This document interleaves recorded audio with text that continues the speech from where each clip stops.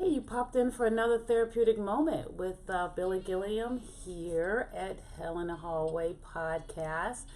And today, this episode 29, by the way, awesome sauce. But I want to have a quick little moment with you. And I did one podcast where we talked about the importance of thriving over surviving. But you really can't get to that if you don't reflect. If you don't reflect and introspect, looking within to see what's going on in your life, right? As a clinician, honestly, that's all I ask people to do is to begin a process of introspection, begin a process of understanding who they are, right? Not who they present, not their avatar to the world. You know, like on your social media page, there's always some sort of picture. That's an avatar. That's what we present to the world. But no.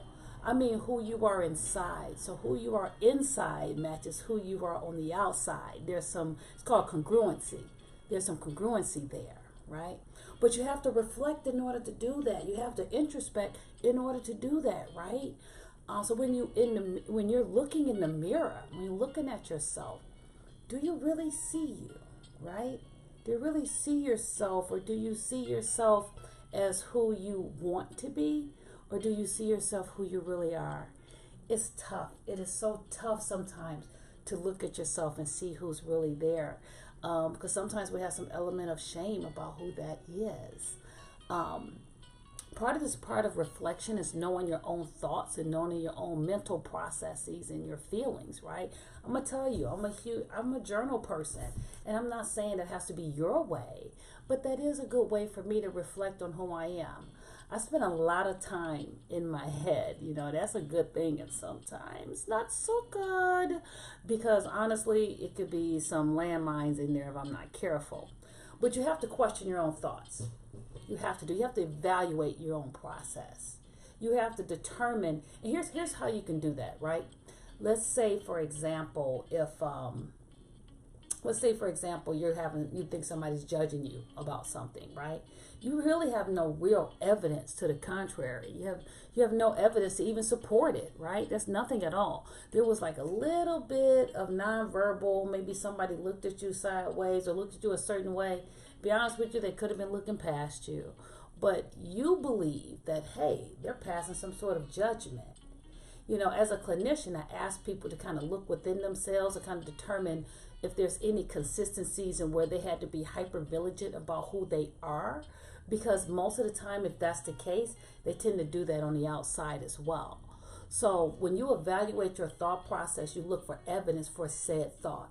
You ask, what actually happened? What do I believe happened versus what do I know has happened, right? What you know are facts. What you know is actually has been demonstrated. What you believe is kind of what you strung together with the information. See, we need to respond to what we actually know and clarify the rest.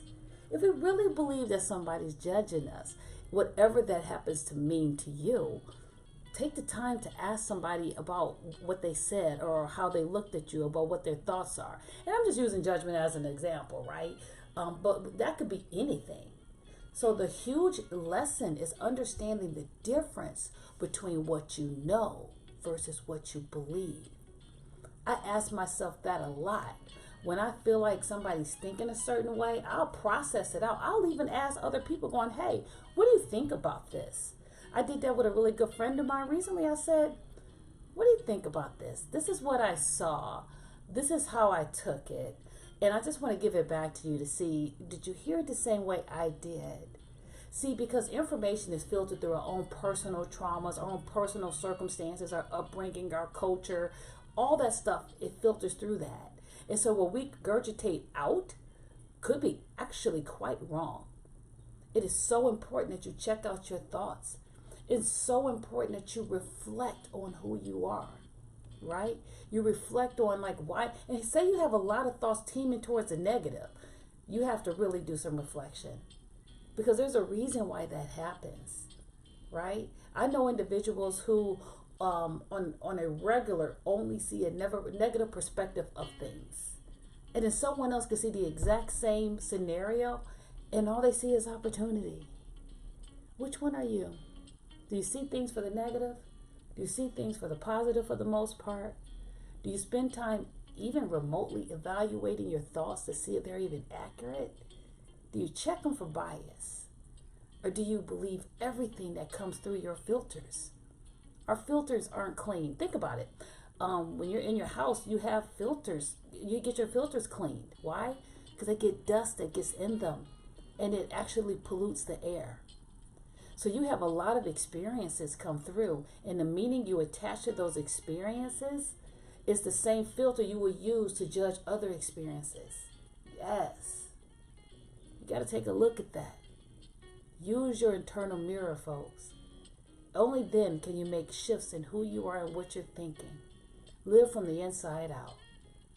Thank you so much for tuning in today. I had a great time in this short period of time. We're going to do part 2 of Mirror, Mirror on the Wall. Who do I see? And making sure that you actually see yourself. Thanks again. Tune in. See you next time.